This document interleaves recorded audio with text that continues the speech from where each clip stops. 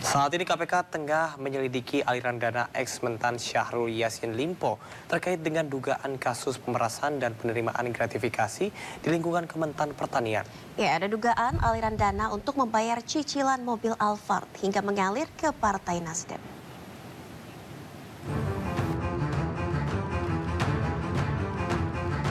Komisi Pemberantasan Korupsi telah menetapkan mantan Menteri Pertanian Syahrul Yassin Limpo sebagai tersangka dalam dugaan kasus pemerasan dan penerimaan gratifikasi di lingkungan Kementerian Pertanian.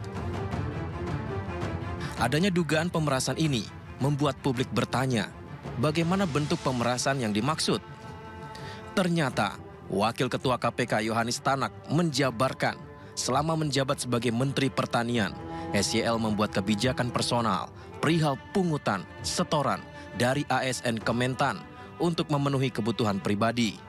SYL memerintahkan bawahannya untuk mengumpulkan sejumlah uang di lingkup eselon 1 hingga sekretaris masing-masing eselon 1 dengan nilai 60 hingga 150 juta per bulan. Uang itu berasal dari realisasi anggaran Kementan yang telah di-markup dan para vendor yang mendapat proyek di Kementan.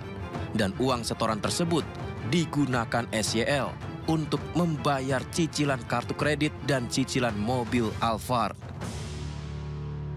Penggunaan uang oleh SYL yang juga diketahui KS dan MH antara lain untuk pembayaran cicilan kartu kredit dan cicilan pembelian mobil Alphard milik SYL.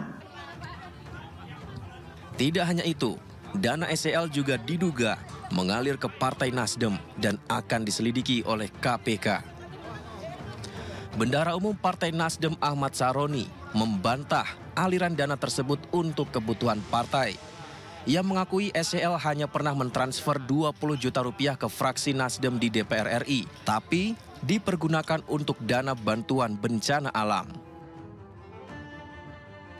Menanggapi hal ini, Ketua DPP Partai Perindo Bidang Hukum dan Hak Asasi Manusia, Tama Satria Langkun, menyatakan bukti-bukti yang dibeberkan KPK akan mengungkap kebenaran dugaan korupsi di Kementan ini dan tidak perlu menjelaskan aliran bukti tersebut kemana saja karena semuanya akan diuji di persidangan. Ini murni proses penanganan perkara atau upaya penegakan hukum, begitu.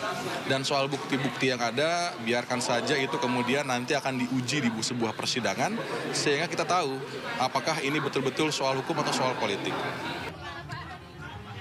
Tama Satria Langkun juga berharap dengan berbagai peristiwa yang terjadi di Kementerian Pertanian, tidak mengganggu program kerja di Kementerian Pertanian yang sudah direncanakan. Tim Liputan iNews melaporkan.